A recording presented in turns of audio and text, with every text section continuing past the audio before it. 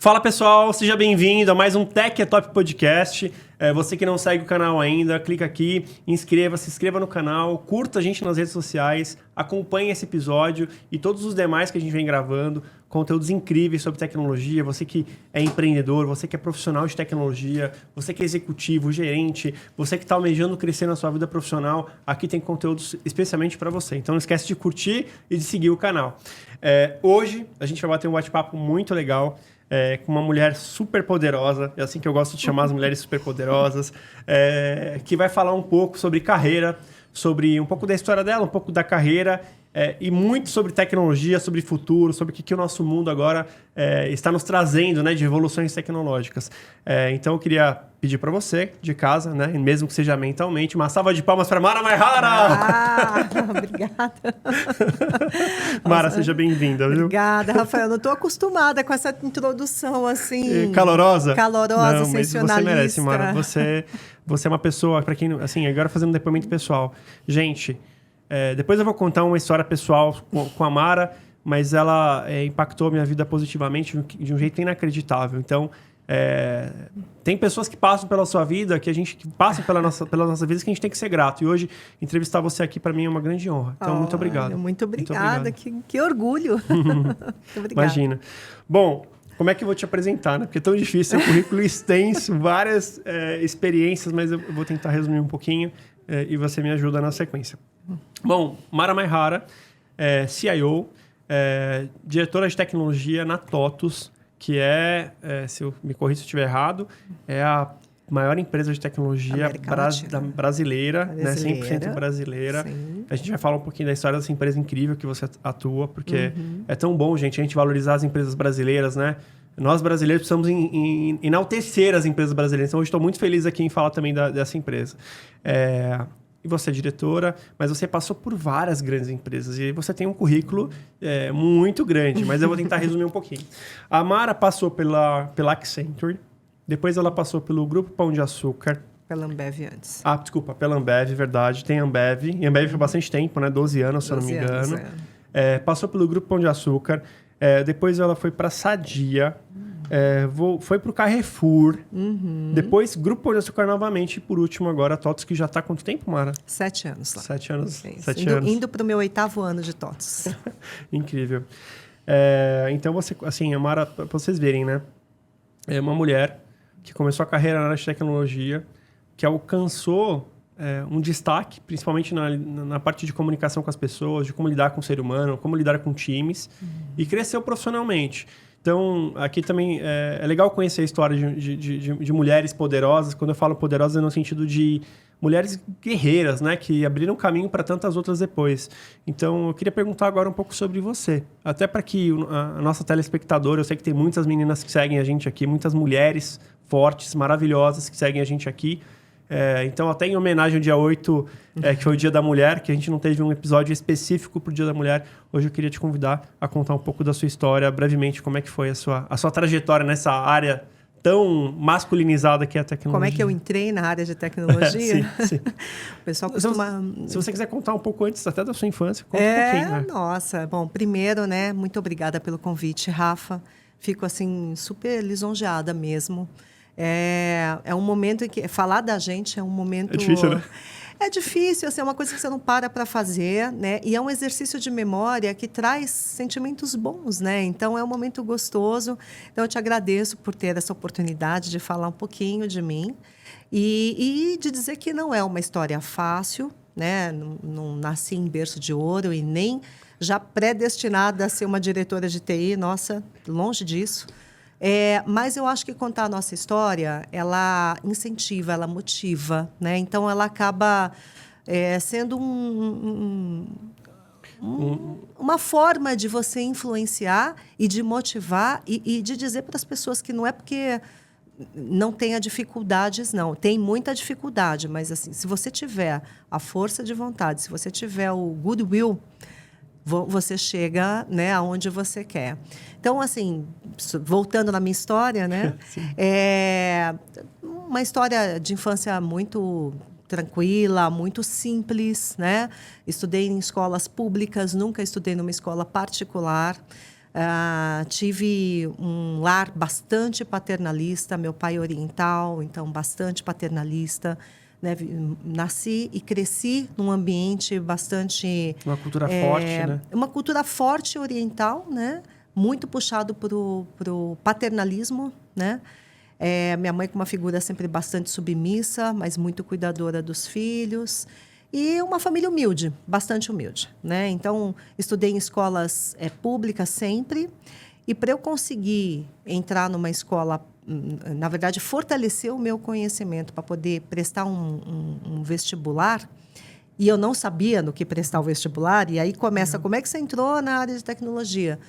Eu tive que fazer um reforço, né? Na época, lá com cursinhos. Então, batalhei, fui trabalhar para pagar o cursinho, para eu conseguir prestar uma faculdade paga, né? Porque para entrar com esse nível de, muitas vezes, de ensino numa universidade federal é bastante complicado. Mas eu escolhi ali as universidades que eu queria prestar. E aí, o que prestar, né? Então, assim, eu tinha tanta certeza que eu prestei advocacia, letras e tecnologia. Então, ou seja, eu não tinha absolutamente tinha um pouco de humanas, tinha um pouco de exatas, né? Exatamente. Então, assim, eu acho que a influência mais forte que eu posso dizer para você é do meu irmão, que era analista de sistemas e que atuava no Banco Francês Brasileiro na época, que nem existe mais, mas ele, como analista de sistemas, saía correndo de madrugada e eu achava o máximo o fato dele ter que sair de madrugada para resolver um problema que dependia dele, né? Então, assim, eu falava, nossa, ele é muito especial, né? O trabalho que ele faz deve ser muito importante. Esse é um trabalho... E foi aí que eu decidi também prestar tecnologia, porque eu só ia prestar advocacia ou letras, né? Então, assim, na época, não tinha muito esse volume de informações para você avaliar sua vocação, para você ouvir depoimentos, para você abrir um YouTube, uma internet e falar, nossa, deixa aqui eu ouvir algumas figuras. Para saber o que eu quero escolher. Para saber o que eu quero escolher. Como é que é a profissão, né? Como é que é o day one depois da profissão? Não tinha, assim, era uma coisa muito rara, não é que não existia, mas era uma coisa muito mais difícil Mara, de você... por que letras? Só para saber, assim. Porque eu gostava muito de línguas. Eu achava que eu queria aprender mais línguas e queria trabalhar com línguas. E aí, letras era uma base para isso tudo. Que legal, que legal. acontecer, né? Então, foi por isso. E a advocacia é porque eu achava uma advogada uma figura elegante, uma figura falava muito bem, que tinha um nível de persuasão muito bom. E eu achava isso muito bonito. Então, você vê que eu não tinha grandes requisitos, né, de vocação vindas de mim. Era o que eu admirava no mercado. Tecnologia por conta do meu irmão, advocacia porque eu achava bonita a profissão e letras porque era uma coisa que eu gostava, né? Legal. E aí, assim, se eu fazer um parêntese, que se eu fosse escolher por eu quero fazer, eu teria feito dança.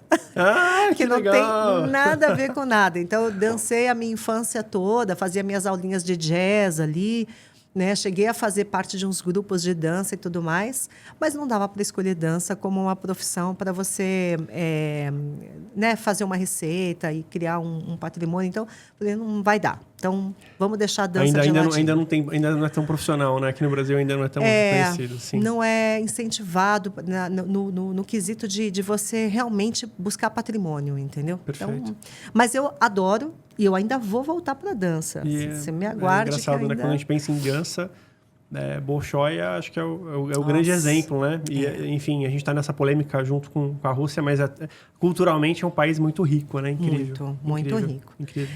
Então, principalmente para quem gosta de dança. Incrível. Adoro. E gosto de todos os estilos, né? Não é um ou outro. Eu gosto da expressão corporal, sabe? Então, é algo que me cata, assim. Mas me aguarde que eu vou voltar. Ele teve um stand-by na minha vida, mas eu vou voltar ainda. Vou vestir a minha polaina. Vou vestir ainda a minha roupinha de dança e eu vou voltar. E dá uma alegria, né, Mara? Eu também fiz aula de dança durante alguns anos. E a dança, ela parece que liberta a alma, assim. É uma coisa incrível, assim. É inacreditável. Para você que não faz, eu acho que, principalmente para o homem, né? O homem, o homem fica muito mais... principalmente que eu era muito duro, muito ruim, mano, muito ruim, muito. E eu fui pela insistência, ia pra aula de dança e a professora, ela até perdia a paciência de tentar dançar comigo, porque eu era muito duro. Mas aí você foi soltando, depois de 5 anos de aula, eu acabei melhorando. E é um negócio incrível para você homem ou para você mulher, que a mulher já nasce dançando, né? Incrível. A mulher geralmente tem muito mais facilidade. Mas aumenta muito a sua autoconfiança na vida. Não é em tudo. Não é só na paquera, é na vida. Aliás, eu lembro aqui que a galera da dança mesmo que sai para dançar. Existe um preconceito, né? Sai para dançar e não tem nada a ver. Dança é dança, é arte. Não tem nada a ver com, enfim, né? Com paquera, etc. É arte, é esporte, muitas vezes. Eu gosto porque além de você se exercitar, você alivia a tensão, alivia o estresse. Você mantém a capacidade de coordenação, de memória. Então, tem vários aspectos. A dança é um capítulo à parte, assim. Eu acho que tem bastante para explorar ali, sabe? Eu queria fazer só um recorte. Gente, olha a oportunidade que vocês estão tendo de conhecer a Mara aqui com a gente. Você pode conhecer ela em qualquer evento de tecnologia do Brasil, os maiores do Brasil. Geralmente ela é chamada para falar, para contar história, para contar sobre as tecnologias. Muito relevante, mas a gente consegue ver a personalidade como né? A história da infância, como foi a criação, estudou escola pública, batalhou, cresceu, com muita luta, né? Então, eu só queria fazer esse comentário, porque dificilmente, quando a gente vai num evento, ou mesmo até num conteúdo de podcast, as pessoas se despem realmente. E é tão mais fácil conhecer as pessoas assim, né? Então, queria continuar a sua história, a partir daí. Esqueci do meu lado empreendedora, né? Que eu comecei com meus 12 anos de idade ali, vendendo meus produtos de catálogo, porque eu não tinha, né? Meu pai nunca me deu mesada, tinha que arranjar dinheiro em algum lugar para comprar minhas coisinhas, né? E aí eu comecei a minha vida empreendedora vendendo produtos. Eu já vendi catálogo de tudo que vocês possam imaginar. Aí montei uma rede de vendedoras. Aí eu fazia só a coletânea dos pedidos, fazia os romaneios, distribuía, pagava as comissões. E isso foi, gente, assim, dos 12 aos 18 anos de idade. Então, assim, muita coisa na minha vida eu conquistei por causa dessa renda que você fazendo tinha. A minha venda ali dos meus catálogos. E vendia para a família, vendia na escola. Comecei a trabalhar, vendia no trabalho, vendia para a vizinhança e assim, né, foi. A gente vai se virando. Então, eu sempre arranjando um jeito ali de me virar. E até que eu consegui passar. Então, assim, por que eu entrei em tecnologia? Porque a primeira faculdade que eu consegui entrar foi não é nem ciência da computação, é processamento de dados no Mackenzie em 1989. Né? Nossa, 89. Sou dessa turma, então, uma turma que já completou aí 30 anos de formando. Teve até uma reunião com todos os meus colegas, isso também é um capítulo à parte. Nós temos um grupo até hoje. E muito poucas mulheres, né? Sempre na sala de aula. E a característica normal, né? Assim, de ser uma área bastante masculina, mas de ter mulheres, né? Tinham mulheres na sala de aula. Perfeito. Comigo. Poucas das que foram até o final continuam seguindo a carreira em tecnologia. A gente pode comprovar isso nesse encontro aí dos 30 anos de formando. E talvez eu tenha sido uma das pouquíssimas que continuei, né, na minha trilha ali em tecnologia desde sempre. Eu nunca saí da área, na verdade. Então, foi assim o meu ingresso em tecnologia. E aí, enfim, Mas você começou como programadora mesmo? Sim, eu era exímia programadora COBOL. Né? Fiz até um curso adicional na QA Facom. Nossa, agora... Se eu tivesse problema com a minha idade, já era um problema, mas eu não tenho. Então, fiz um curso de especialização de COBOL na QA Facom. Amava programar em COBOL. E comecei desde baixo, lógico. Fui programadora ali dentro da Coritel, Accenture, por muito tempo, né? Durante um período importante do tempo que eu passei lá. E aí depois eu descobri o que é esse negócio de atender cliente, porque eu comecei a atender cliente lá na Você Accent. gostava de vender na sua fase empreendedora, gostava de gente. Não, então, sabe do que eu gostava? Por incrível que pareça, que eu sempre me dei bem desde o início em comunicar. Eu sempre consegui estabelecer um nível de comunicação bom. Isso é uma chave, Rafael, é uma chave. Você conseguir falar, ouvir, estabelecer uma comunicação, e ela não é só verbal, né? Ela é física, você tem que saber ouvir, você tem que passar o recado de que você está ouvindo. eu descobri uma carência muito grande de entendimento daquelas pessoas que estão lá codando, né? Hoje fala codar, que estão programando, né? E da pessoa e do negócio que tem uma necessidade. Então, assim, quem é que faz a tradução do que precisa? Então, acabou que eu acabei me desenvolvendo muito, muito forte por esse lado dentro da tecnologia. Aí você caiu mais para um lado de análise de negócio. Muito. Hoje a gente chama de PO, né? Que hoje seria, é PO. Hoje é PO. Hoje é PO. E aí você realmente sentava do lado do usuário, entendia a dor dele para poder... Tudo. Negociava também. Às vezes o usuário pedia uma coisa muito complexa, você ajustava alguma coisa, ficava mais simples. Porque isso também faz parte, né? Do escopo, né? Faz parte de você saber dizer para ele que o que ele está pedindo não vai dar certo. Por quê? Então, você tem que conhecer muito bem o negócio dele. Então, por exemplo, nessas empresas por onde eu passei, eu aprendi a fazer cerveja, eu degustava cerveja, eu sabia a receita da cerveja, do refrigerante também. Então, visitava as plantas, os CDs, acompanhava a logística, sentava no meio da área de negócio para entender os rituais, as dificuldades. Então, assim... O processo como um todo. Como um todo, né? Se for falar do varejo... assim, arrumei muita gôndola de gelatina. Você sabe o que é arrumar gôndola de gelatina? É o caos. Porque é por sabor aquilo. Então, assim, é muito complicado.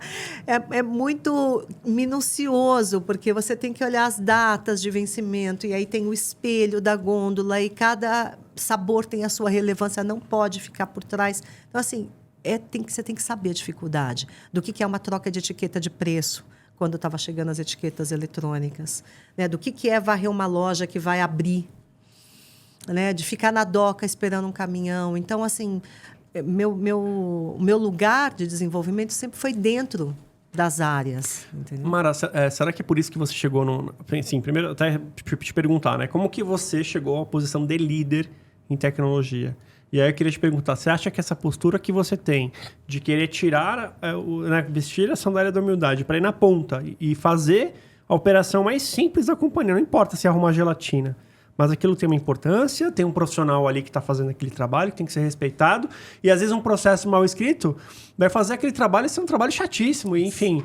Então, tem que olhar no detalhe a vida de cada um na companhia e a sua importância. Como é que você vê isso? Assim, como eu cheguei à posição de líder, é porque eu acho que essa característica de comunicação, ela acabou me impulsionando, Rafael, porque as pessoas não se comunicam e muitas vezes se comunicam de uma forma muito truncada. Então, quando você consegue, no meio de um desencontro, falar, não, vamos lá, se eu estou entendendo e achar o consenso... e falar é melhor assim para você e é melhor assim para você, vamos por esse caminho, isso acaba te destacando de alguma forma, né? Então, eu acabei assumindo a posição de líder muitas vezes por esse tipo de comportamento. Por conhecer, obviamente, o negócio e poder dar uma opinião com conteúdo, né? Porque também não dá para você só ir de blá, blá, blá. Uma hora...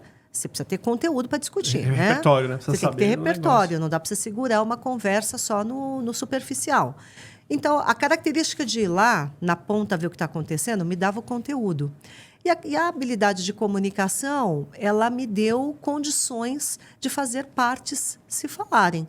E, a partir daí, você vai só tomando conhecimento de oportunidades, vai se candidatando. E aí, eu fui crescendo como líder, dentro desse... E, assim, você vai desenvolvendo o time, que é uma coisa que eu amo.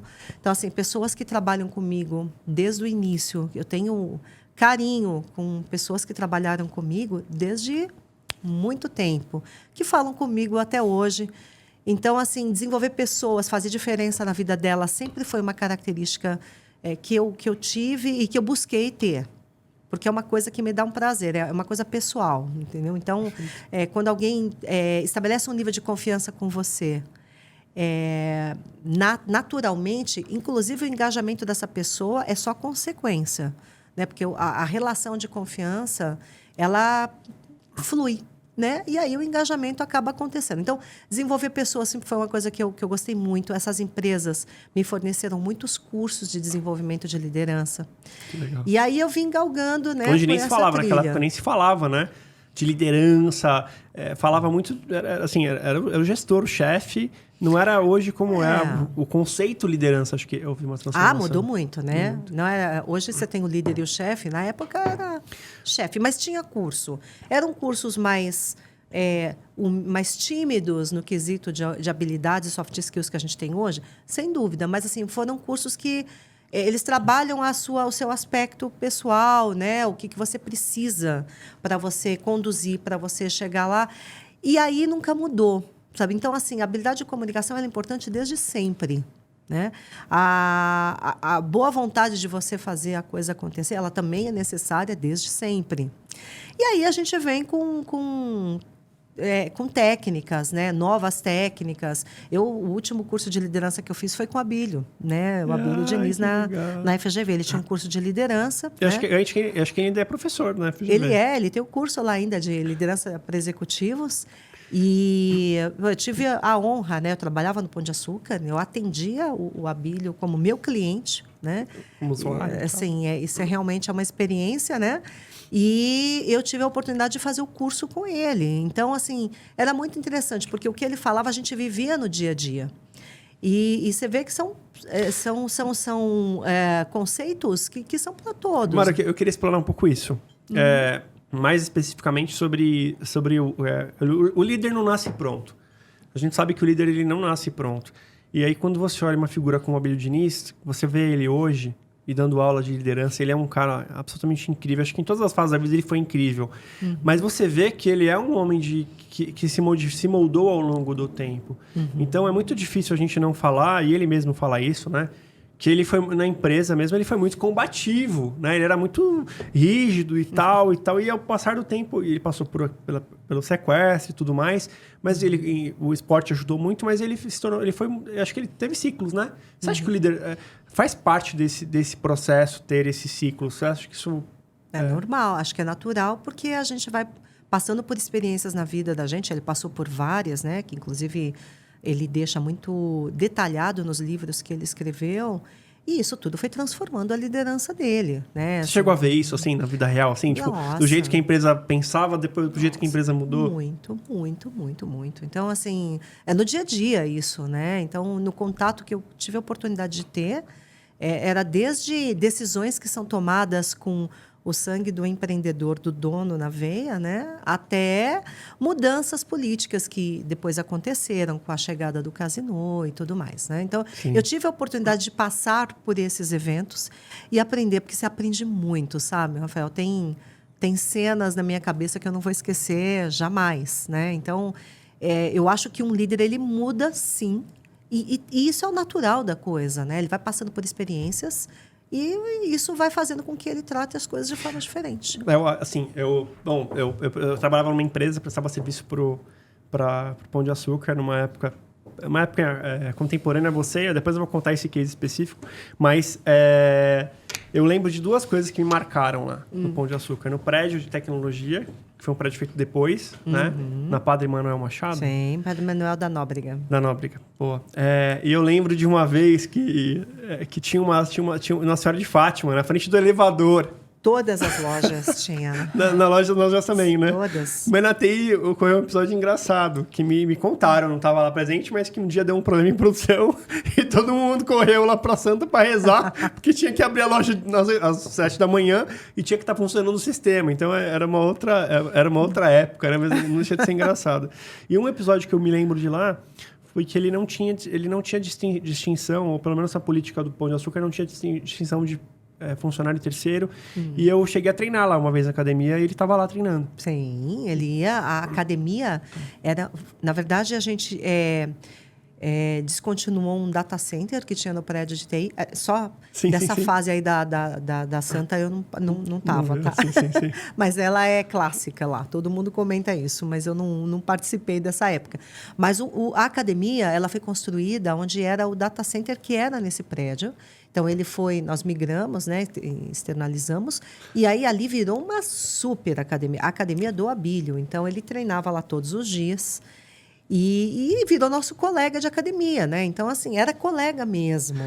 Ali não era o Abílio, era não tinha segurança próximo, então ele interagia com todo o público, era um relacionamento muito próximo, né?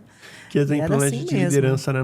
Não criar um abismo, né, entre os funcionários e ele. Não, ali ele interagia, ele gostava disso. E o data center foi para um data center externo. Sim, foi a gente... Quase como uma nuvem seria o... Não, a gente pôs tudo na época, né? A gente foi para o data center da IBM, ali em Hortolândia. Então, tudo que tinha local, a gente fez... Eu já ia brincar que na época não era cloud, né? Mas é como se fosse, né? Olha o benefício. Fez o cloud e ainda ganhou a academia. Fantástico, né? Projeto incrível. Não, mas e você vê, até os terceiros também frequentavam a academia. Não tinha essa distinção, né? Mas era um bem-estar, né? Se primava muito pelo bem-estar ali dentro do Pão de Açúcar. Então, eram... várias quadras, eram nutricionistas, massagistas, tinha muito disso. Mara, me explica uma coisa. O que aconteceu com aquela geração que trabalhava no Pão de Açúcar, de executivos? Porque, assim, é muito engraçado, cara. Assim, para quem tá assistindo agora, meados de 2007, 2008, 2006, 2007, 2008 até 2012 e tal. Esse pessoal que estava lá tinha acesso às primeiras tecnologias de varejo, de caixa, de experiência do consumidor na loja, de como facilitar a vida do consumidor, de pagamento na maquininha, da transformação do dinheiro para o cartão. É tanto projeto que foi feito ali. E eu lembro que virou realmente o Pão de Açúcar, virou uma escola. E, assim, é difícil você lembrar. Todo mundo que era gerente lá virou diretor ou cresceu foi para grandes varejistas, porque ali era a escola do varejo. E eu não lembro de um que não tenha sido isso. Então, é muito engraçado. Eu nunca vi uma empresa que tenha formado tão bons líderes como foi o Pão de Açúcar. Você lembra da Loja do Futuro? Lembra? Não, eu lembro. A gente lançou a Loja do Futuro, era a Loja do Pão de Açúcar, era a flagship, ali no Shopping Iguatemi. Era a Loja do Futuro, onde a gente testou e trouxe toda aquela gama de inovação de tecnologia e colocou em uma loja. Né? Nossa. Então, eu me recordo com muita nitidez, porque eu fui varrer a loja no dia anterior da abertura, porque era tanta atividade para fazer, era tanta coisa. Tinha uma gama de repórteres convocados e tal. Então, eu falei assim, gente, essa loja tem que estar brilhando. E era Iguatemi da Faria Lima mesmo. Hã? Era Iguatemi da Faria Lima. Até hoje o Pão de Açúcar está lá, mas assim, né, não deram continuidade nas inovações que a gente colocou. Hoje em dia, imagina, aquelas inovações lá não estão em N lojas por aí, né? Não sei, nem precisa ser dos grandes varejistas, né? Mas assim, sim, eu sou até suspeita para falar, porque primeiro que eu casei com um. Então, verdade, né, o trabalho era tão intenso, né, que a gente acabou inclusive se casando, a gente já fala, mas no final das contas, a maioria realmente dos meus pares ali todos a gente trabalhava tanto, inclusive casamos, né? Porque não saía do trabalho. Mas assim, guardadas as brincadeiras, né, o Júlio, ele sempre foi o responsável por infra e eu por sistema. Então, sempre você tem uma rixa entre essas duas cadeiras, que é alguma coisa clássica dentro da TI, né? E, por incrível que pareça, a gente conseguiu romper essa barreira. Então, a gente nunca brigou por esse quesito. Ele era, assim, uma pessoa... Eu falo que ele era uma pessoa que eu tive que lapidar, porque ele era mais duro e tudo mais, mas a gente nunca brigou nesse aspecto. Então, sempre teve um comportamento de vamos fazer o melhor, mesmo que fique pior para o meu lado. Então, sempre teve um pouquinho, ele abria a mão, um pouquinho eu abria a mão, e a coisa sempre funcionou muito bem, né? Acabou que eu virei CIO, ele virou CIO, meus colegas todos, né? Também ali da época viraram CIOs. Aí tem Sandra, tem a Geu, tem o Joaquim... Tem, enfim... O Marcelo, o João Marcelo, Fantástico. assim, eu tenho vários colegas dessa época que estão todos aí na batalha. De vez em quando a gente se encontra. Acho que tinha que fazer. Encontro da tecnologia, enfim, histórica, né? Do Pão de Açúcar. Realmente foi uma faculdade, enfim... Só tem gente incrível, assim. Formaram pessoas incríveis, líderes incríveis. E o Ney, né? E o Ney que foi o que puxou essa cordinha aí. E é uma super referência para mim também profissional. Show de bola. Mara, quando a gente fala de varejo, eu vou puxar um pouco esse assunto, mas a gente já vai entrar nas tendências. Qual a sua visão sobre o varejo? O que você acha que vai acontecer com o varejo daqui para frente? Assim, é lógico, existe o varejo alimentar, o varejo, né, das lojas e o varejo, de venda de produtos, etc. O que você acha? É tão maluco, né? Quando você vê um pedido no Mercado Livre que chega no dia seguinte, parece que a tecnologia não para, né? O negócio. E agora com a inteligência artificial, acho que um dia eu vou acordar de manhã e eu vou acordar e daqui a pouco tá batendo o entregador com uma meia nova. Eu não lembrava que eu tava faltando de meia, ele já foi lá, a inteligência já verificou que eu precisava de meia, já foi lá e Mas já pediu. tem isso, né? É só você fazer as subscrições, né? Subscrição de Gillette, por exemplo, você não precisa pedir, né? Ele monitora ali teu estoque e já te manda, né? Olha, assim, o varejo é uma coisa que encanta. Não assusta? Eu acho que Assusta, mas também é uma coisa... É muito legal de ver. É muito difícil alguém ficar de mau humor com esse tipo de coisa, né? E sair esbravejando. Porque, não, é sempre uma coisa que assusta, mas assim, te surpreende positivamente, né?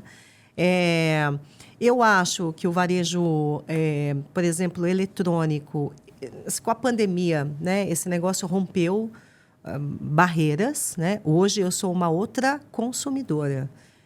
Hoje eu consumo tudo na internet, né? Sapato, roupa, assim, tudo que antes eu não gostava de comprar pela internet, né?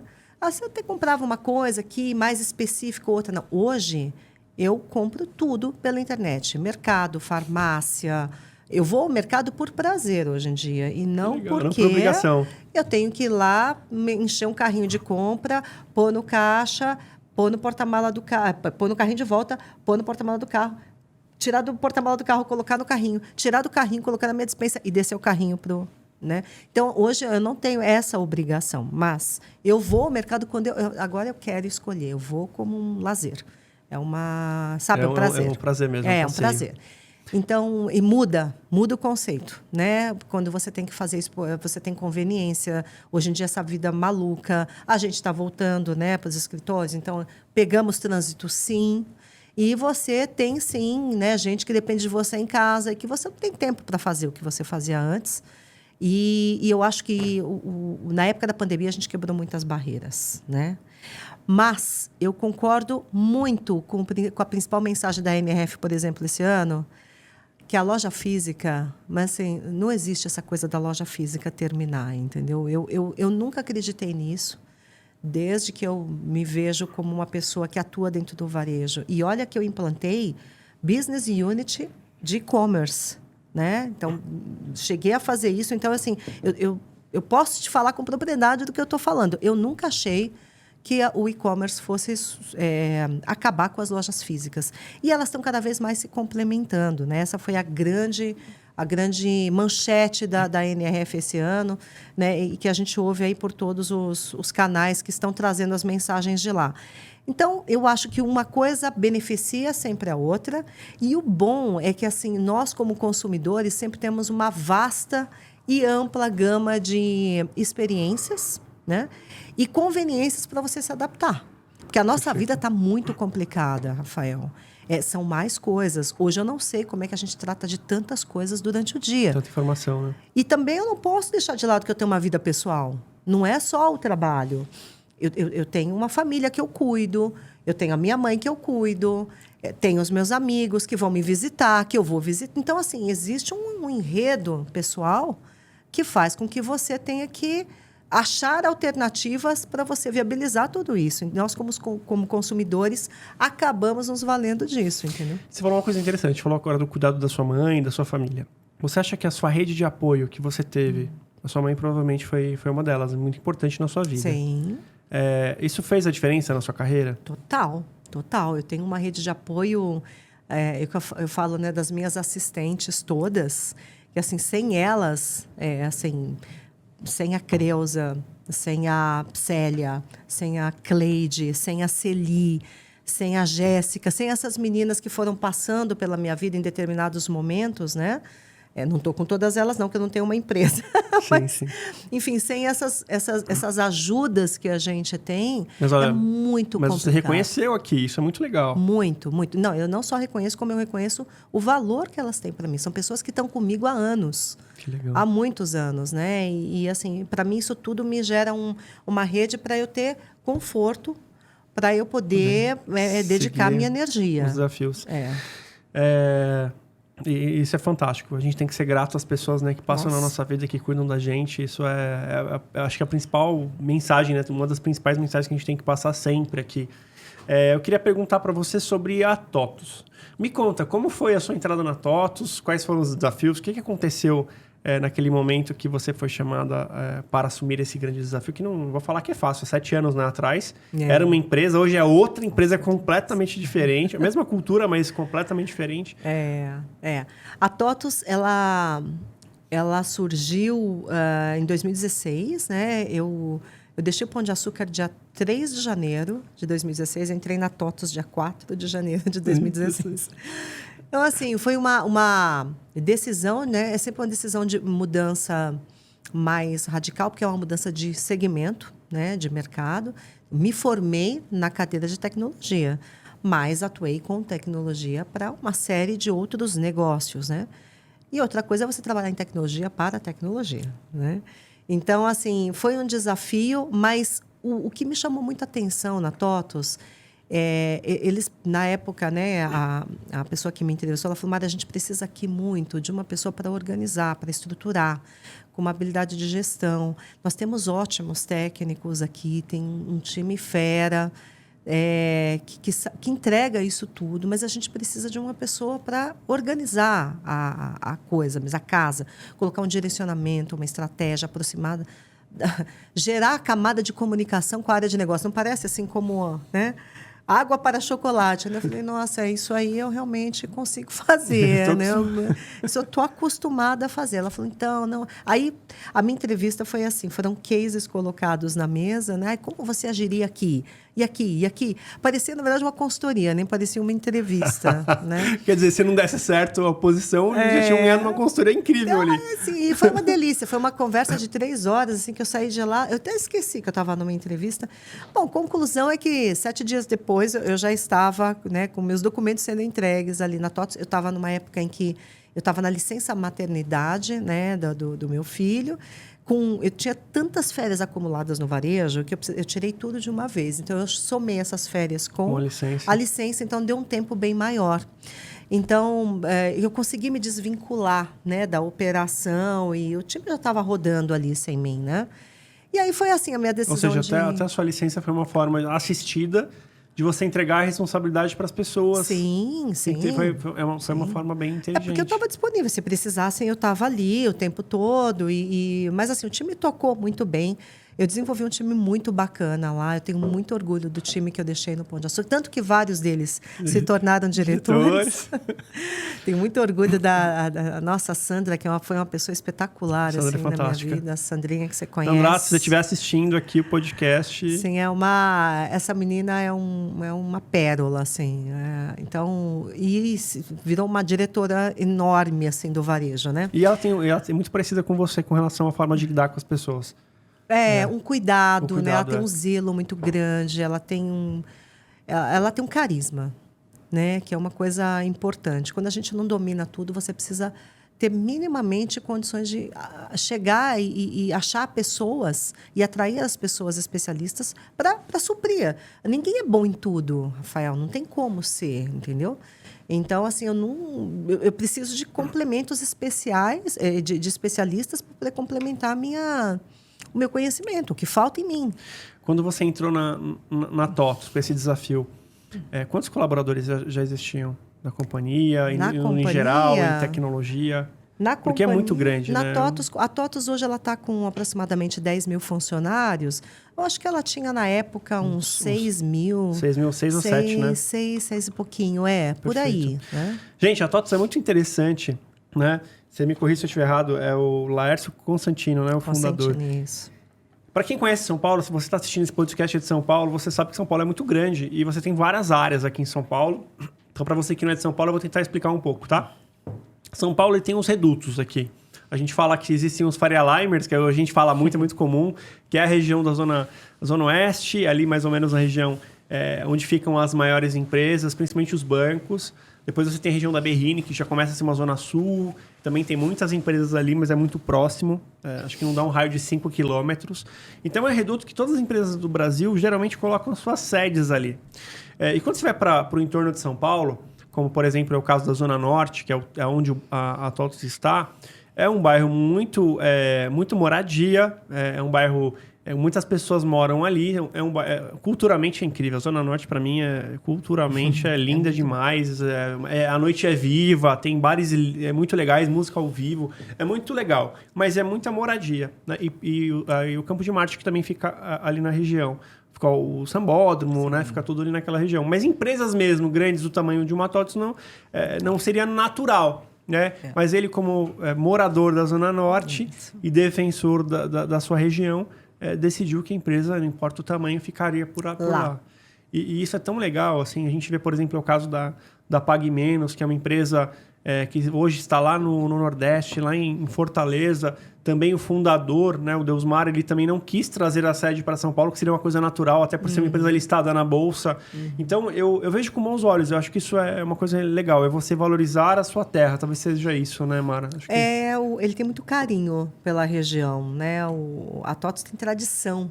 As pessoas que moram na Zona Norte, né, assim, muitas delas falam, nossa, eu sempre quis trabalhar aqui. Eu já contratei várias pessoas que é da região e falaram, eu cresci passando em frente dessa empresa. É muito bacana isso, né? Faz uma história ali na região. Então... Isso que causa impacto também de ESG na região. Sim, é muito, muito gostoso. Assim, é uma região muito boa mesmo. Eu sei que é distante dos grandes polos, é fato, né? Mas a gente, inclusive um dos meus desafios, né, quando eu entrei na TOTVS, a minha entrevista, como eu falei, ela foi uma entrevista muito rápida. Eu sequer sabia que a gente ia ter uma nova sede, né? Aí fiquei sabendo, alguns dias depois que eu entrei, o pessoal falou, Mari, você precisa dar uma olhadinha na nova sede, que você vai ter que ajudar a entregar. Eu falei, legal, vamos lá. Quando me mostraram onde era, eu passava todos os dias em frente, mas eu achava que era um shopping que estava construindo. Não, era a sede, porque estava com os tapumes assim, não tinha nenhuma placa. E aí eu falei, mas isso aqui, a sede vai ficar aqui dentro? Não, essa é a sede. Eu falei, mas... Aí, assim, a empresa vai ficar nesse shopping? Não, a empresa Eu falei, mas gente... Aí, conclusão, 65 mil metros quadrados, 2 prédios. E tem mais, Mara, assim, nós vamos consolidar, porque essa sede aqui vai ser a única sede que tem aqui, né, em São Paulo. Então, os 6 prédios que a gente tem, a gente vai consolidar aqui. Eu falei, mas quantas pessoas cabem aqui? Na época, 2.700 pessoas. Eu falei, meu Deus do céu, 2.700 pessoas, que hoje cabe muito mais, hoje o prédio está preparado para muito mais do que isso. Eu falei, como é que vai ser esse negócio? E eu entrei, e assim, meu salto ficou no cimento, para você ter ideia. Eu não estava nem preparada, porque eu achei que era um prédio que eu ia entrar. Não, uma obra, cimento, tijolo. Eu, de cara, meti o pezão na lama, e assim, eu falei, meu Deus, eu falei, gente... Como que eu vou fazer para entregar esse prédio, né? Então, claro que não é a obra, né? Mas imagina ter civil. Mas imagina você ter equipamentos e tecnologia num prédio desse tamanho. Então, ele tinha que atender alguns requisitos, fazia parte da jornada digital da TOTVS, fazia parte de um passo importante da cultura, de um open space, de uma comunicação unificada que a gente estabeleceu. E que foi o que, graças a Deus, né, deu grande velocidade para a gente de reação na época da pandemia, né? A gente começou lá atrás a fazer isso. Então, e mudança sistêmica e muita mudança de gente para o prédio diferente. Então, gente de vários prédios da cidade, de empresas adquiridas, entendeu? Então, assim, foi um negócio muito era um ambiente de convívio, assim? Foi feito para convívio, né? Sim. Era um ambiente tão... Ainda é, né? É um ambiente. É um ambiente, né? Agora começou a ser populado novamente, as pessoas estão começando a voltar mais dias para a empresa, mas, assim, ele é trabalhado, assim, com uma característica muito jovial, muito... uma arte muito... São pichadores que fizeram as artes das paredes, né? Então, assim, é um ambiente muito bacana. E aí as pessoas... Engraçado que quando você faz uma mudança desse nível, né? Normalmente você tem muitos problemas. E eu tenho certeza que nós tivemos muitos problemas, mas nem aparecia, porque as pessoas estavam tão deslumbradas. Então, tem um tobogã que sai de um andar para o outro para você descer, ao invés de você... pegar a escada, o elevador, você vai pelo tobogã. Então, as pessoas elas estavam encantadas com a gente se perdia. Era uma arte, né? A gente se perdia dentro dos prédios. Não, mas por onde eu saí? Eu me perdi no primeiro dia, e olha que eu entreguei o prédio junto com um time. No primeiro dia eu falei, como é que eu saio? Porque fecharam uma porta, fecharam a outra. Eu falei, agora eu saio por onde? Liguei, na época, para o meu gerente. Eu falei, eu estou presa aqui, como é que eu faço? Então, assim, e assim foram com várias pessoas. Assim, é uma sede muito bacana. Então, esse foi um desafio grande. Uma coisa que me marcou bastante quando eu estive na TOTVS faz algum tempo foi aquele teatro que existe lá, que é absolutamente fabuloso. É o auditório, né? Auditório, Nosso auditório. Teatro, auditório, auditório. Lindo, lindo, lindo, lindo. Ele foi construído para poder dar vazão, inclusive, à necessidade de tradução simultânea, né? Ele é muito bem equipado, assim. E já apoiou eventos, inclusive, da própria entorno, né? Eu sei que a TOTVS está sempre integrada. Sim. Os nossos parceiros, nossos clientes fazem eventos lá também, né? Muitos eventos, obviamente, do board lá dentro, dos produtos. Então, é assim, é um orgulho. Eu gosto muito de falar, eu tenho muito carinho por esse Mara, prédio. Para a gente traduzir um pouquinho, eu sei que a TOTVS ela é uma empresa muito grande, muito do crescimento dela se deu com os próprios produtos internos, mas ela também cresceu com aquisições. Uhum. E o que é uma coisa muito curiosa, porque não é fácil você adquirir uma empresa. Você adquirir uma empresa que vem com uma cultura, às vezes aquela cultura combina com a sua, às vezes ela não combina, tem algum ajuste. Uhum. Eu queria explorar um pouco isso, mas até aproveitar para perguntar, quantos clientes hoje a TOTVS tem no Brasil? Hoje a gente está com mais de 70 mil clientes, né? Porque quando a gente incorpora as empresas, né? A carteira das empresas passam a incorporar a nossa carteira de clientes. Então, mais de 70 mil clientes. 70 mil clientes, caramba.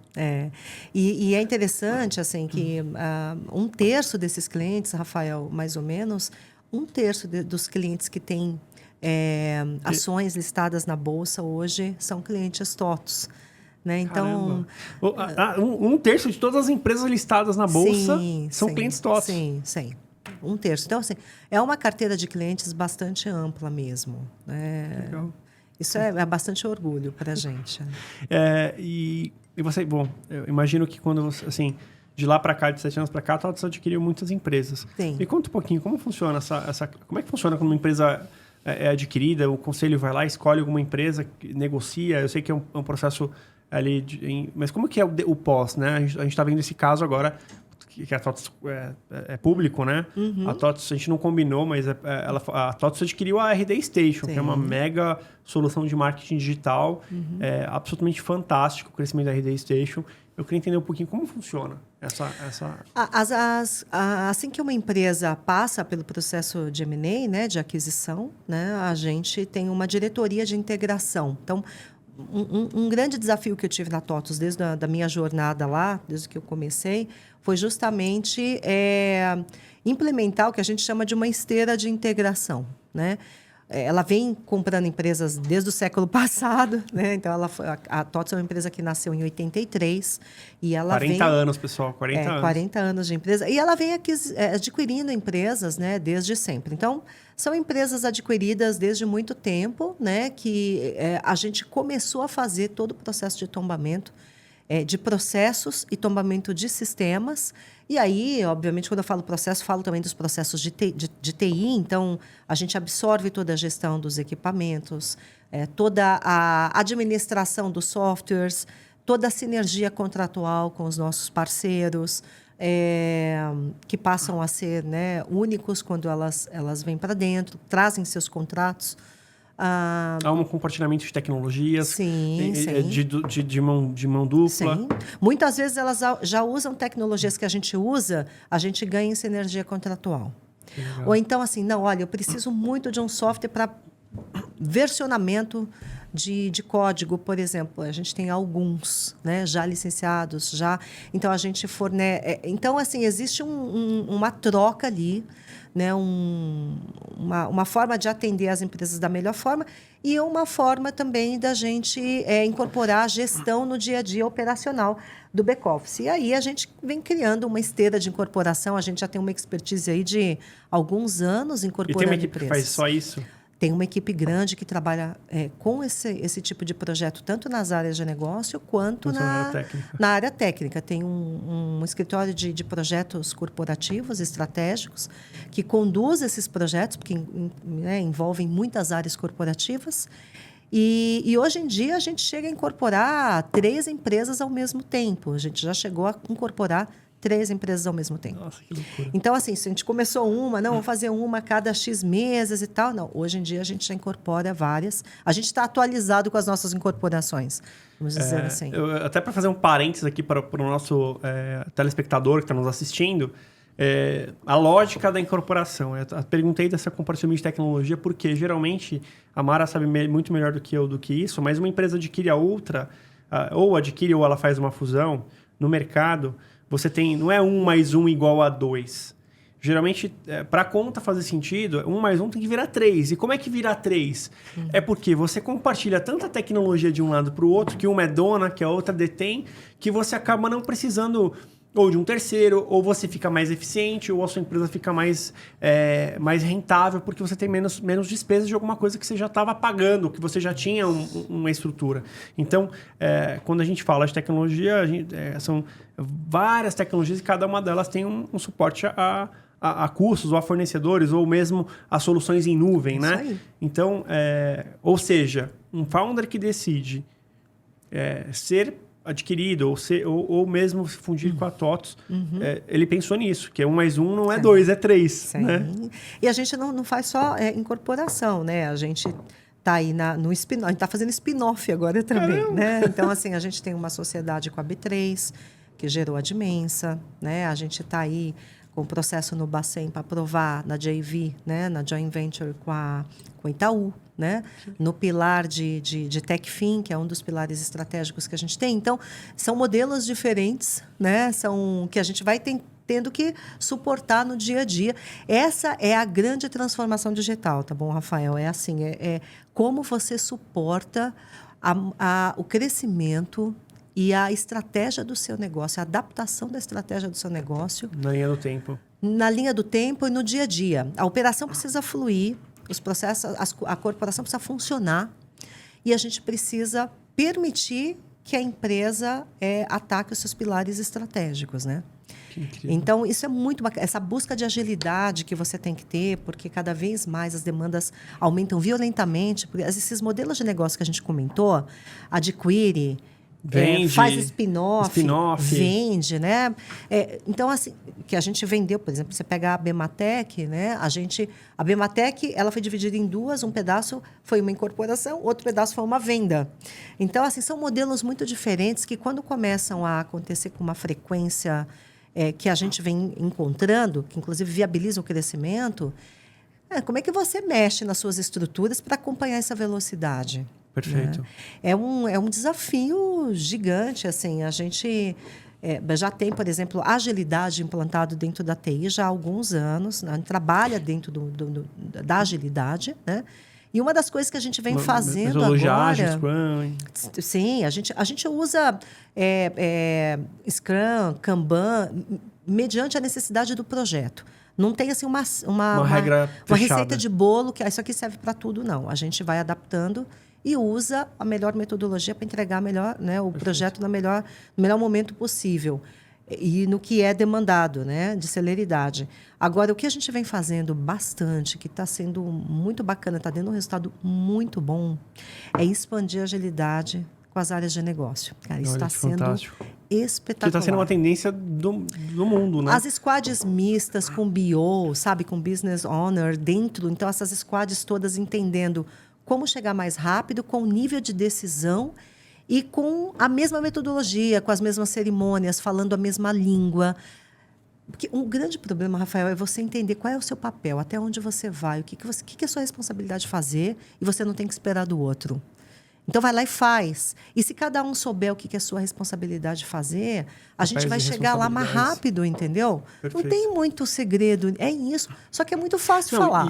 Assim, só para explicar para quem não conhece ainda, existia um conceito padrão, que era o waterfall, que era o modelo cascata das empresas, onde o chefe mandava alguma coisa, mandava fazer um projeto, o projeto era levantado, no meio do caminho a necessidade do negócio mudava, e ele entregava aquele projeto, mas quando ele ia para a produção, aquela necessidade, ele já não era mais...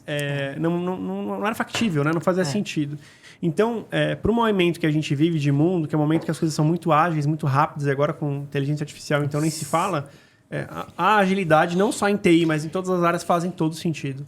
E aí eu queria te perguntar uma coisa. Que você falou dessa esteira para adquirir empresas ou para, enfim, adquirir, vender. Como é que funciona? Deixa eu tentar definir bem a pergunta.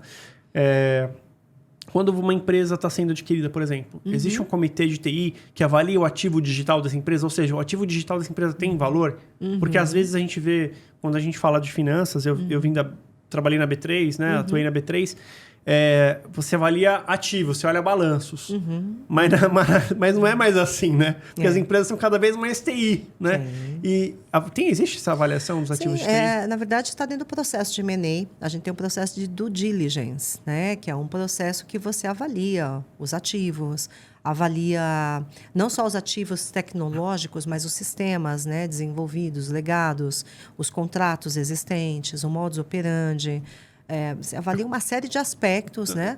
Falando da minha competência. Claro. Essa análise ela existe em todos os aspectos. Mas, por exemplo, você uma brincadeira aqui, um código mal feito vai refletir na empresa, no seu ativo digital. Sim, vai influenciar. Inclusive, hoje em dia que a gente tem formas de conhecer, do ponto de vista de segurança, uma série de gaps, né? Eu não preciso entrar lá e fazer um assessment na empresa. Existem formas de você analisar score da empresa de forma pública, né? Eu não preciso nem ter conexão com a empresa. Eu tenho serviços que eu assino, você vai lá e consulta como é que está a empresa do Rafael. Deixa eu avaliar o score dela com relação à segurança da informação. E assim, mediante as exposições que você tem públicas, essas empresas te dão um score, né? Então, assim, a gente avalia... Isso faz parte do processo de due diligence hoje de uma empresa. Caramba, que legal. Teve uma vez que eu assisti, eu conheci a Luísa Helena, é muito querida, e eu vi uma apresentação do Fred falando isso, que quando o Magazine Luiza comprava uma empresa, ele não avaliava aquilo como balanço, que ele tinha, lógico, uma validação balanço para saber se a operação ficava de pé, etc. Mas ele olhava o ativo digital. E que esse era o modo de operar do Magazine Luiza na aquisição das empresas. Eu acho que aquilo tá interessante, né? Porque foi a primeira vez, já faz alguns anos, né? Foi a primeira vez que eu vi alguém falando de ativo digital. Porque antes as fusões eram baseadas em faturamento, em balanço, eram as equipes contábeis e tal, e a TI depois se virava para integrar tudo aquele negócio, né? Se vira, né? Hoje o ativo digital ele é muito mais amplo, né? A gente também tem muito mais agilidade para levantar um ativo digital hoje do que no passado, né? Então, a coisa está muito mais fluida. Você pega as empresas de varejo, parte delas, hoje, você quase confunde com uma empresa de tecnologia. Banco, a mesma coisa, né? Então, assim, o assunto digital, ele é muito mais no nosso dia a dia hoje do que era no passado, né? Perfeito. Aí uma pergunta, não só relacionada a TOTVS, mas como você está bem ligado a esse tema, quando, por exemplo, existe uma fusão de empresas ou uma aquisição aqui para o público leigo, o founder, ele fica, o founder, ele sai... Como é que funciona? Ou existem os dois caminhos? Não, isso depende do acordo, né? Isso cada negociação pode ter um caminho diferente, né, de condução. Isso faz parte do earn-out. Você conhece situações de sucesso dos dois jeitos? Sim, sim. Eu conheço founders que ficaram dentro da estrutura e tocam o negócio, e founders que ficam por um tempo, depois saem. Isso é muito... cada caso é um caso, né? Então, faz parte do processo de M&A, na verdade. Que legal, que legal. Porque tem muito aquela história do fundador de uma empresa, e acho que faz todo sentido para uma empresa do tamanho da TOTVS ter essa estratégia de aquisição, porque o mundo é muito dinâmico. E é uma empresa muito grande. É uma empresa tem áreas de inovação, tenho certeza que tem, mas por ser uma empresa muito grande, já tem muitos rituais muito certinhos, burocráticos e tal. Aí vem um maluco de 16 anos, começa a desenvolver uma coisa completamente diferente. A empresa dele cresce, em 3, 4 anos vira uma empresa gigante, porque ele não teve que se preocupar com os rituais que uma empresa grande tem, com a regulamentação que uma empresa grande tem, com os riscos, né? Porque ele não tinha nada, teoricamente, pode correr mais risco. E no final das contas... por exemplo, pode chegar uma empresa como a TOTVS e chegar, não, deixa eu ver aqui, vamos ver aqui, deixa eu tentar te ajudar. Né? Excelente, tem um produto ótimo, mas a caminhada da escala, né, de crescimento para você se tornar uma empresa robusta, né? Tem as fases da vida toda de uma startup ali até chegar num produto estabelecido de mercado, né, passa por essas fases todas de avaliação. Obviamente, você cresce muito rápido porque você não precisa desviar sua atenção com uma série de aspectos, né? Mas, por outro lado, você também não tem uma série de aspectos que suportam a sua operação quando você precisa de atender uma escala, né? Então, assim, é uma questão de momento mesmo. E às vezes até de sobrevivência, né? De sobrevivência, exatamente. Porque, de repente, o empreendedor fez aqui um ato heróico, chegou até o momento, mas ele não tem a capacidade de ir para o próximo nível sozinho. Então, não tem a camada de proteção enfim, né, de uma empresa que já passou por tantas coisas boas e ruins e aprendeu a fazer aquilo. Exatamente. E a gente tem um aspecto bem bacana também, que assim, além da gente, né, trazer todos esses clientes que vêm com a carteira, né, dessas empresas que estão chegando, a gente tem toda a sinergia que é buscada com os produtos TOTVS, nas integrações desses produtos dentro de casa, né? Então, publicamente falando aí de empresas como a Gesplan, por exemplo, a Fides, que foi uma outra aquisição feita também. Então, qual que é o objetivo, né? Não é destruir o valor, muito pelo contrário, é potencializar, né? Fantástico. Integrar, gerar novas ofertas e atender o nosso cliente da forma mais completa possível, com um portfólio maior e mais abrangente, sabe? Você como um cliente, o que eu preciso? A nossa intenção é ter o que você precisa. Mas eu não tenho ainda isso. Não, nós temos aqui uma oferta para te atender, que te atende nesse aspecto. Então, isso eu acho que foi tão legal assim, na estratégia da TOTVS, porque assim, enquanto as bigs de fora do país, sem citar nomes, que também são estratégias, né? Atendiam multinacionais com um template padrão para multinacionais, focado em grandes empresas, a média, ou mesmo até a grande, mas que ainda não tinha essa operação, ou a média ficavam desatendidas. E a TOTVS focou exatamente nesse segmento, que na verdade é o segmento que mais emprega. É o médio, é o pequeno e o médio. E ela focou nesse segmento, nas franquias, em cada tipo de negócio, dividiu por tipo de operação. Isso. E acabou trazendo sinergia e qualidade para todas as áreas, né? Porque a área médica, a área de odontologia... São 12 segmentos de mercado atendidos. A gente tem realmente um atendimento de um público bastante extenso, né? E na verdade, nós temos 3 pilares estratégicos, que é o pilar de gestão, que estão, né, todas as soluções relacionadas à gestão mesmo empresarial.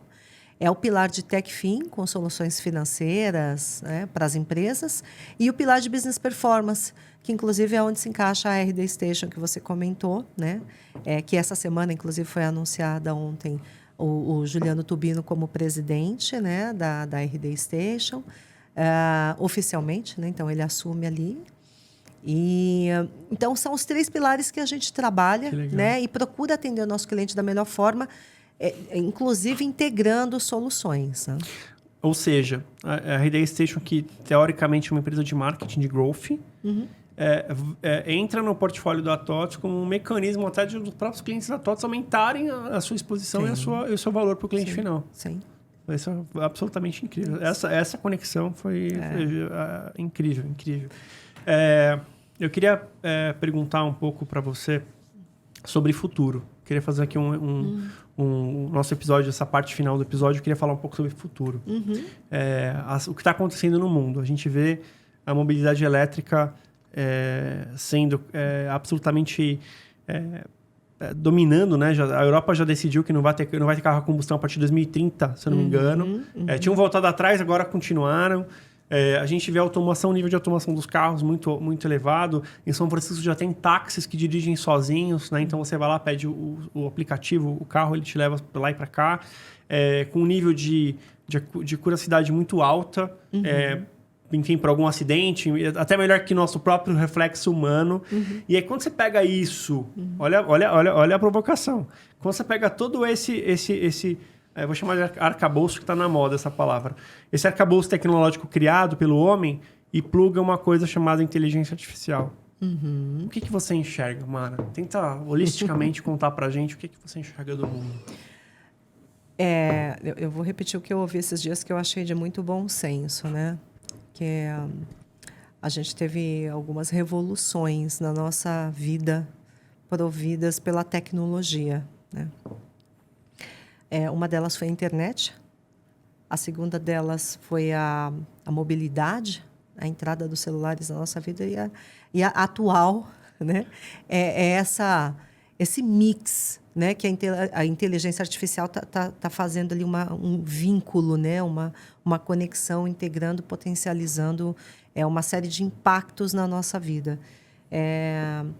Assim, eu me sinto muito privilegiada de viver essas 3 etapas, né? Vivi essas 3 etapas, estou vivendo, né, as 3 etapas.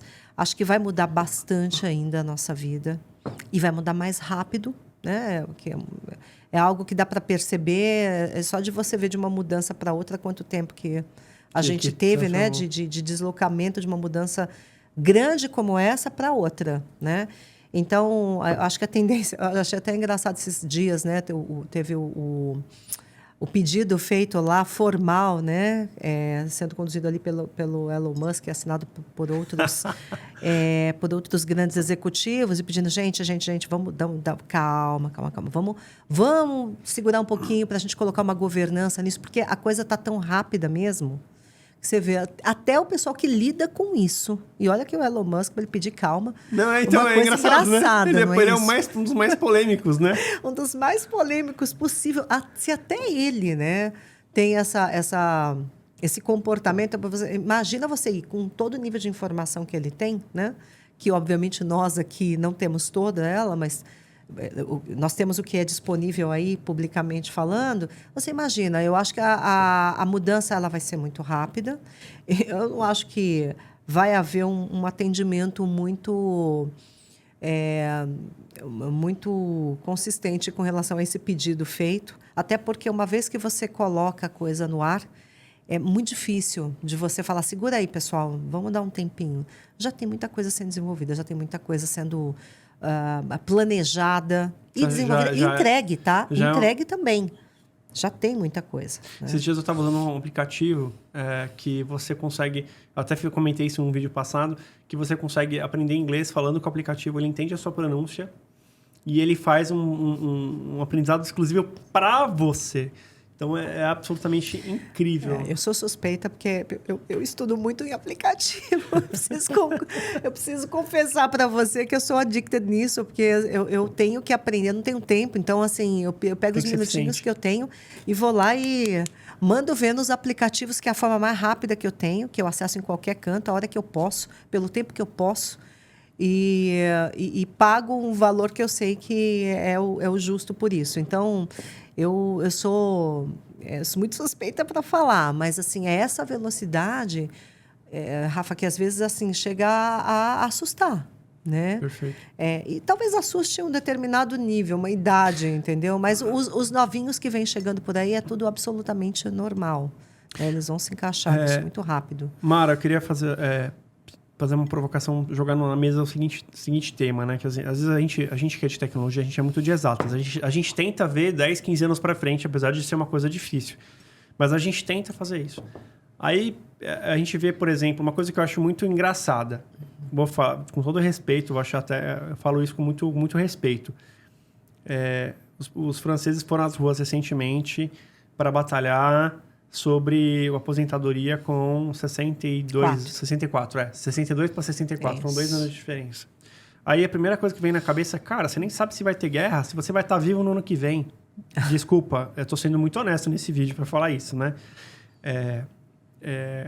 Bom, e outra coisa que vai impactar o mercado de trabalho é a inteligência artificial. Uhum. Então, ao mesmo tempo que a gente aumentou a expectativa de vida, talvez os robôs trabalhem mais do que a gente no passar do tempo. Uhum. E a gente vai trabalhar com uma coisa que é a criatividade, que é a capacidade de gerir as coisas. Então, vão ser talvez sejam menos horas, mas que vão gerar mais produtividade e a gente vai ter mais qualidade de vida. E isso nunca aconteceu na história da humanidade, ainda mais com a abundância que hoje a gente tem de alimentos. Se a gente falar que tem escassez de alimentos, assim, pode ter uma má distribuição de alimentos, mas não se compara aos anos 80, 70, que realmente existia uma escassez de alimentos. Então, se não existir uma guerra, se a guerra não for aumentada, né? com certeza haverá alimentos. Então, nós vamos ter abundância de uma coisa e abundância da outra coisa. Como é que você vê esse movimento? Então, Rafa, eu acho que, sim, eu gostaria muito, inclusive, que nós trabalhássemos menos, mas trabalhássemos diferente, né? Porque quando essas inovações todas chegam, de fato, elas tiram alguns trabalhos que não precisa mais de um humano fazer, mas elas geram uma série de perspectivas novas que o humano nem sonhava que ele podia fazer e que é muito mais agradável e gera um desenvolvimento para aquele ser humano muito maior do que o que ele fazia antes, né? Deixa de ser aquela coisa chata, né? Passa a ser uma coisa que ele tem alegria em fazer. Por exemplo, lá, vamos pegar o que eu citei aqui. Quando a internet surgiu, olha a quantidade de oportunidade que não dá nem para pensar em viver hoje sem internet. Hoje, a internet é assim, o problema não é você não ter luz, é você não ter internet. Verdade. Esse é o problema. A bateria hoje. do telefone dura 7 dias, às vezes. Assim, você é um negócio meio insano. Então, assim, olha o que ele trouxe para a gente de possibilidades. Olha a mobilidade, o que trouxe para a gente de possibilidades. Tudo que a gente faz hoje dentro de um celular. Sabe há quanto tempo eu não vou num banco? Eu nem sei mais como é que... Assim, ainda tem aquelas portas giratórias que entram. Eu não sei mais entrar num banco. Porque não precisa mais, né? Olha a oportunidade de cenários de desenvolvimento de apps, facilitadores, sabe, compra de tudo pelo celular, que ele viabilizou você fazer por ali, aplicativos de carro, obviamente, mas assim, tudo, você faz muita coisa hoje. Então, olha, isso cortou o trabalho de alguém? Assim, provavelmente adaptou, né? O mercado se adapta, sim, vai formar pessoas para outras áreas. A velha dinâmica lá dos taxistas, né? Lembra das centrais de táxi? Que antes você ligava para centrais de táxi, mas esses aplicativos vão tirar os... Gente, mas olha, pode ter até tirado, de fato, as centrais de táxi, que eu nem sei se existe mais hoje, tá? Mas olha o leque de oportunidades de trabalho que gerou. Existem algumas, mas as que ficaram têm algum diferencial no serviço. Mudou. Elitizou de alguma forma, gerou algum ganho. Provocou, instigou a pessoa a sair da caixa, agregar um serviço, esquedular, sei lá, a fazer viagens agendadas, confortáveis e programadas, talvez de uma forma mais barata. Então, assim, isso hoje... Então, por isso que eu acho que essa chegada da inteligência artificial, sem dúvida nenhuma, vai trazer também mudanças, né? Outro dia eu estava vendo uma reportagem de uma jornalista falando, nossa, agora chegou a minha vez, né? Chegou o GPT aí, e eu agora é a minha profissão. Mas, gente, não, porque assim, de fato tem um tipo de operação ali que o negócio atende, né? O chat, não sei se você já interagiu com o chat. Sim, sim. Né? Então, assim, existe um facilitador e uma interação que você pode falar, agora, você não precisa mais de uma jornalista? Só para fazer um comentário que até pouco tempo atrás eu não sabia que existia, mas agora você pode copiar um texto que foi gerado pelo chat. Você quer saber se um texto foi gerado pelo chat GPT. Você pega aquela informação que alguém te mandou, a apresentação que alguém te mandou, que está linda e maravilhosa, pega aquele conteúdo, joga dentro do chat GPT e pergunta, foi você que fez? E ela responde, foi. É isso que eu estou falando para você. É incrível o que gera de novas oportunidades, entendeu? Gera muita coisa. Então, eu acho que essas tecnologias elas vão empurrando o ser humano para frente. Mas você acha que existe alguma barreira ética? Por exemplo, alguma barreira moral, ética? Vou te fazer uma provocação assim. Porque hoje a gente tem várias coisas, né? A gente tem a ética, a moral, a legislação. Fala-se muito de proteção de dados, que você conhece muito esse tema, é um tema que ele é caro, né? Você sempre fala muito desse tema. Eu queria fazer uma provocação. Por exemplo, a gente conhece o 5G, o Elon Musk está colocando mais de 20, 50 mil satélites no espaço. Nós já temos tecnologia para ter internet em casa, sem precisar de internet cabeada. Hoje a gente tem no Brasil operadoras tradicionais que investiram muito dinheiro aqui, que tem que ter o seu ROI e que foram investimentos de longo prazo. Então, até se entende essa proteção de mercado aqui. Mas a gente sabe que o mundo vai se transformar. E que infeliz ou infelizmente, em algum momento, daqui a 20, pode ser daqui a 30 anos, mas a gente vai ter uma internet por satélite. Não vai ter internet cabeada. Nem por fibra, né? Nem por fibra. Então, olha a capacidade que você vai ter de processamento de dados num barco no meio do Atlântico, onde não tem nenhum tipo de... Pode ser que seja mais caro a internet, mas você vai existir essa possibilidade. E aí você vê, assim, a evolução tecnológica numa velocidade muito maior do que a capacidade nossa de discernir aquilo que deve ser aceito e aquilo que não deve ser aceito, fazendo um parênteses sobre o que o Elon Musk, que é uma pessoa absolutamente polêmica, ele mesmo levantou a bandeira. Gente, cuidado. Para ele levantar cuidado, quer dizer que ele já viu coisa muito pior. Se a gente vê o ChatGPT e acha aquilo um absurdo em termos de capacidade, ele viu alguma coisa muito mais arriscada. Como você vê esse controle? Você acha que... Como é que a humanidade vai passar por esse problema? Não, eu acho que a gente vai ter que achar um jeito de se organizar mesmo. Porque assim, tudo que você lança pode ser usado para o bem, pode ser usado para o mal de uma forma muito rápida, né? Eu fiquei pensando nisso quando eu vi essa notícia. Eu falei, o que será que esse cara sabe, ou já viu, ou já experimentou, que fez ele gerar tamanho movimento como esse? E envolver uma mídia global, né? Porque essa notícia não é só no Brasil, só no mundo. Então, eu acho que a gente vai precisar de regulação, não tem como, né? A gente aqui no Brasil... com a própria Lei de Proteção Geral de Dados, a gente está tentando se adequar a isso e está vendo o quão é difícil a gente se adequar a isso. Porque no meio da adequação você tem pessoas que fazem a coisa para o lado ruim, mas tem pessoas que não fazem... elas atuam no business, elas lidam com informações e nunca foram cobradas por isso simplesmente. Elas não têm uma má intenção com seus dados. Elas precisam dos dados para rolar o business delas, pura e simplesmente. E se por acaso aquilo vazar, tá bom, foi uma falta de cuidado, mas não foi intencional. Ela precisa se organizar para aquilo ser estruturado e existe um investimento para que isso aconteça em processo, muitas vezes em tecnologia, em energia gasta para o assunto. E as informações, como as inteligências, né, vão trazendo novas possibilidades para que essas informações sejam usadas de formas inadequadas, eu acho que a gente vai ter que se estruturar. Eu só não sei como é que está isso ainda. Sinceramente, eu não sei como é que está o movimento, né, para poder fazer toda essa regulamentação. Ou se vai ser criado, por exemplo, existe uma polêmica... Vai criar um órgão de controle da inteligência artificial? Não, a gente precisa controlar a internet, temos que criar um regulamento para uso da internet, né? Eu estava vendo uma polêmica bastante pesada sobre o crescimento da violência nas escolas, né? Justamente porque hoje a gente não tem uma regulamentação para as crianças, os adolescentes, que ficam horas e horas enfiados dentro de um computador, sem absolutamente nenhum filtro, navegando em grupos extremistas, né? Atuarem dentro de grupos extremistas que levam a fatos, né, de violência nas escolas, por exemplo. Então, assim... Bem lembrado. Como é que a gente faz para regulamentar isso? Vamos regulamentar a internet, é um negócio tão amplo. A gente tem já focos de problemas causados por isso, mas... Qual é a agilidade e o impacto que a gente vai gerar gerando uma regulamentação como essa? Mas, poxa, faz sentido não ter? E, de repente, você ser vítima de uma violência, como foi essa professora de 71 anos de idade aí, que lecionava por amor, não por necessidade. Entendeu? E é engraçado que você tocou nesse assunto, que eu vi uma homilia de um padre que falou justamente sobre isso. Pode ser um padre, um pastor, mas no caso foi um padre, sem privilégio de religião aqui, gente. Mas ele falou uma coisa muito interessante. Ele falou que toda vez... A gente não é responsável pelo atentado da professora, né? Porque a gente não foi lá fazer o atentado, realizar o atentado.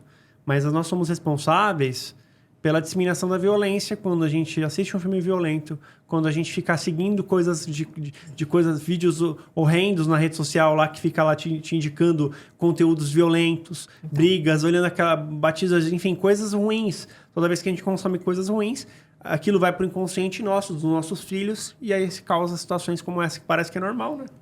É uma conjuntura, Rafa, porque assim, não é, por exemplo, o Fortnite, não é o Roblox, não são os jogos que são um problema, mesmo sendo jogos violentos. São as comunidades que estão lá dentro, é o palavreado, é como as pessoas se posicionam ali dentro, e dali saem para derivações. saem para chamar ou convidar alguém para um comunidades grupo nas redes tal. sociais. E aí, assim, quem está lá nesse meio está com N situações de vida. Muitas vezes está depressivo, está insatisfeito, está muito chateado com uma situação, está magoado e vê uma válvula de escape, né? Tem alguns estudos psicológicos que falam o quanto a situação do indivíduo que está ali, ela casa, assim, perfeitamente com esses grupos extremistas. E esses grupos extremistas dão ouvido para essas pessoas, entendeu? Então, assim, é engraçado, né? Mas tem um desenho que meu filho sempre assiste lá da Ladybug, né? Que tem o tal do vilão lá, que ele fica procurando pessoas que está com alguma mágoa, alguma raiva, alguma situação de indignação. Aí ele vai lá e manda o bichinho lá para poder contaminar a pessoa e transformar ela numa pessoa má. É isso, entendeu? Você pega uma situação das pessoas que já estão hoje com algum déficit, algum problema psicológico ou uma insatisfação, encontra esses grupos, aí é a fome com vontade de comer, entendeu? Seria, por exemplo, o caso de... existem gatilhos que eu vou chamar de DNA. Gatilhos, por exemplo, se você tem tendência a ter uma doença, você ativa aquela parte que pode fazer mal, vai te fazer mal, vai gerar aquela doença. Talvez exista a mesma coisa para a área psicológica. Se você tiver uma tendência para alguma coisa e você é impactado de um jeito X, aquilo passa a causar algum mal. Potencializa. Aí eu vou te fazer uma pergunta. Está tendo uma discussão agora sobre isso, sobre o uso das plataformas digitais para ver se elas conseguem premeditar algumas coisas. Se elas conseguiriam premeditar o jovem que fica postando alguma coisa... vou fazer alguma coisa, vou fazer algum mal na escola, enfim. Se as redes vão ter formas de alertar as autoridades sobre aquele jovem. Aí a gente fala, de novo, de inteligência artificial, porque isso não vai ser feito por uma pessoa, né? Vai ser um computador que vai gerar esses indicadores de quem é quem. E aí eu volto de novo ao ponto. Até onde vai a ética? É isso que eu falo para você. Você vê como não é fácil, né? Tecnologia para isso tem. Tem. Tecnologia está mais... Aliás, pela primeira vez na humanidade, a tecnologia, Perfeito. Não é o problema. Né? Quantas vezes você não está do lado do seu celular falando de um assunto, quando você abre ele, sem querer aparece exatamente uma oferta, né? Uma notícia sobre o assunto que você estava falando? É esquisito, No mínimo, é esquisito. Várias vezes, Rafa. Eu já fiz vários testes com isso. E é espetacular como sempre dá certo, entendeu? Então, assim... Tecnologia para isso tem, mas assim, até onde você consegue violar essa barreira de um uso de uma tecnologia para coletar essas informações e passar a tomada de decisão para a mão de alguém que vai analisar aquilo e vai falar, aqui tem um potencial problema que pode virar uma agressão física, pode virar um ataque, pode virar um ataque contra a sua própria vida desta pessoa. Então, é difícil. Como é que você rompe essa barreira, né? Mas é um jovem, então se o pai der a autonomia para você vigiar, pode ser uma forma de você conduzir, né, a permissão para você ter esse nível de acesso às informações. Mas, assim, é uma discussão ainda, entendeu? Sim. Não tem nada claro sobre isso. Por outro lado, a gente tem uma carência e uma violência que vem crescendo absurdamente. Absurdamente. Então, eu sempre falo que quando você vai discernir alguma coisa sobre o mundo digital, esqueça que ele existe. Porque quando a gente esquece que ele existe, imagina a situação no físico real... A gente vê, isso aqui seria ético? Não seria ético, então não faço. Ou tem alguma dúvida, paira alguma dúvida, então não faço. E eu ouso dizer aqui, né, para os empreendedores de tecnologia, falo aqui, enfim, para todos os CEOs de grandes empresas, Google, Microsoft e tal, acho que a empresa de tecnologia que vai se destacar no mundo vai ser a empresa que conseguir realmente mostrar essa preocupação no uso das informações e na ética com seus usuários. Aquele que realmente for genuíno e tentar resolver esse problema que não é fácil, mas que se mostre preocupado, se mostre tocado por esses problemas que a tecnologia, mesmo sem querer, acaba causando, né? Sim. É lógico que ela traz mais soluções. Falando de coisa boa, eu vi recentemente uma notícia de um tutor que descobriu a doença de um pet usando o ChatGPT. Ele perguntou pro ChatGPT e ele deu a resposta. Ele já tinha ido em 3 ou 4 profissionais de medicina veterinária. E por acaso, não vou falar que foi o ChatGPT, mas por acaso ele chegou num assunto que que de fato foi o problema do cachorro. E eu vi uma outra matéria dizendo que a inteligência artificial conseguiu premeditar uma doença que a pessoa vinha, acho que era um câncer, que viria a ter 5 anos depois. Então, a gente está chegando no nível... Pois é, agora você vê, né? Por que o chat, ele respondeu e os 3 veterinários que ele consultou? Porque o nível a amplitude de acesso à informação que o chat tem... Não tem como comparar o ser humano Como é que eu vou comparar os 3 que estão ali com o nível de informação que o chat tem para responder o negócio? Então, assim, de fato, tem coisas boas que agregam valor, entendeu? Você precisa ter bom senso no uso disso. E, por enquanto, né, tudo está nascendo, tudo é muito embrionário. Pode ser que a gente tenha problema, sim, né? Eu acho que isso é um ponto importante. Então, talvez a gente tenha o chat GPT... ou inteligência artificial plugada nos negócios, né? Nas nossas empresas. E essas empresas, a gente faça monitoramento, né? Que a gente consiga acompanhar. Porque também deixar a ferramenta ser utilizada sem ter o apoio de um profissional. E aqui fazendo o comentário dos veterinários, acho que, lógico, não pode, né, tratar o animal sem ter um profissional. Muito doido, muito doido. Pessoal, esse episódio... com a Mara fica por aqui. Ficou muita polêmica no final, ficou maravilhoso esse final. Sobre a ética no uso da tecnologia. Eu espero que você tenha gostado. Se você gostou, clica, compartilha, manda para seus amigos, provoca esse tema que é tão caro para nós, né? Saber onde que vamos parar com a tecnologia. E eu queria que você desse um recado, Mara, para quem está começando na área de tecnologia, as meninas. Um recado de força, ânimo e de motivação para essa câmera aqui. Meninas, né? Eu queria falar para as meninas, mas também queria falar para os meninos. Eu acho que eu queria falar para todos, né? Dificuldades a gente tem em todas as situações, né? Financeiras, às vezes psicológica, às vezes dificuldades de envolvimento das pessoas certas nos momentos certos da nossa vida. Então, assim, eu costumo deixar, né, o recado da pessoa nunca se atentar às dificuldades, né? Elas vão acontecer, elas vão estar no meio do caminho sempre. Elas vão aparecer de vários lados. Em qualquer fase da vida que você tenha, elas acontecem de formas diferentes, mas elas acontecem, né? Porque nós estamos vivos, isso faz parte da vida. Agora, ter o propósito, buscar o que você quer, ter a boa vontade de vencer. E não é vencer para poder ver o mal de alguém, mas é para simplesmente chegar do outro lado e ter o prazer de se realizar, né? de ser uma pessoa diferente. É algo muito importante, é algo muito bom. Hoje em dia nós temos muitos exemplos fantásticos, né? Dentro do nosso público, que interagem nas redes sociais, onde vocês podem coletar esse tipo de informação. Busquem sempre esse nível de influência para vocês e equilíbrio na vida, tá, gente? Porque não dá para conseguir nada, assim, às vezes não dá para conseguir no momento que a gente quer, porque a gente tenta fazer as coisas todas querendo que elas aconteçam ao mesmo tempo. E a gente não consegue, né, lidar com tantas coisas ao mesmo tempo. Uma coisa sempre cai, né? Ou a sua saúde que acaba... Os pratinhos vão caindo, né? Fragilizando, ou você não consegue chegar no resultado que você queria, e isso, né, te deprime ou te abala de alguma forma. Eu acho que equilíbrio é sempre um fator, é uma competência, uma característica que tem que estar com a gente, né, ao decorrer da vida, até para saber lidar com todas as dificuldades ao longo dessas fases diversas que a gente vai passando, tá bom? Então, assim...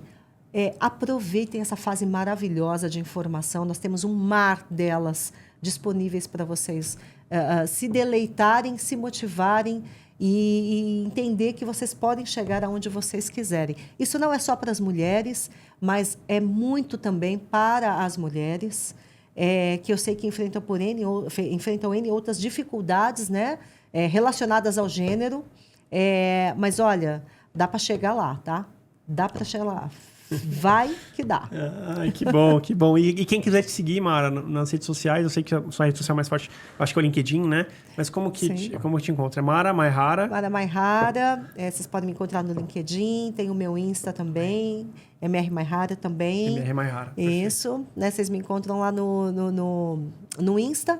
Mas o LinkedIn é onde eu sou um pouco mais ativa. Eu acabo não tendo tanto tempo assim. Não sou de publicar muito em redes sociais, eu publico mais na rede profissional mesmo. Perfeito. É onde... Perfeito. Então você que queira seguir a Mara, eu recomendo que ela só posta coisas legais, ela está sempre em eventos novos, trazendo inovações, então vale muito a pena. Manda uma mensagem para ela que você gostou do episódio, comente lá no LinkedIn para ela que ela vai gostar também, viu? Então, muito obrigado, pessoal. Obrigado pela sua audiência. Espero que vocês tenham gostado desse conteúdo de hoje. E até o próximo episódio. Tchau, tchau. Obrigada.